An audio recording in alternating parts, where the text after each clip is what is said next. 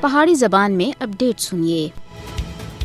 مودی حکومت کشمیری عوام کو انہوں دی شناخت محروم کرنے دی بڑے پیمانے دے اتنے سازش کر رہی ہے۔ بھارتی حکومت مقبوضہ جموں کشمیر دی مسلم اکثریت کو اقلیت وچ بٹانے دے اتنے تلی ہوئی ہے۔ مودی حکومت دی طرف سے 5 اگست 2019 وچ آرٹیکل 370 اور 35 اے دی منسوخی دا غیر قانونی اقدام مقبوضہ جموں کشمیر دی مسلم شناخت دے اتنے حملہ سا۔ بھارتی حکومت سن مسلم اکثریت کو اقلیت وچ بٹانے دے واسطے مقبوضہ جموں کشمیر وچ دوبارہ حلقہ بندیاں کرائیاں تاکہ ادھر ہندو وزیر اعلیٰ کو مسلط کرنے دی راہ کو سارا کیا جا سکے۔ مقبوضہ جموں کشمیر وچ 5 اگست 2019 سے بڑے پیمانے دے اتنے آبادیاتی تبدیلیاں دا آغاز کیتا گیا ہے، جس وچ کشمیری عوام دی جائیداداں و املاک کی ضبطی اور رہائشی مکانوں کو مسمار کرنا شامل ہے۔ مودی منظم طریقے تھیں مقبوضہ جموں کشمیر وچ نو آبادیاتی آبادکاراں دی راہ ساری کر رہا ہے۔ اس مقصد کے واسطے بھارت سن آرٹیکل 370 اور 35 اے کو ختم کر کے مقبوضہ جموں کشمیر وچ غیر مقامی لوکاں دے آباد ہونے دی رکاوٹ کو ختم کر کے ہے۔ اس کے علاوہ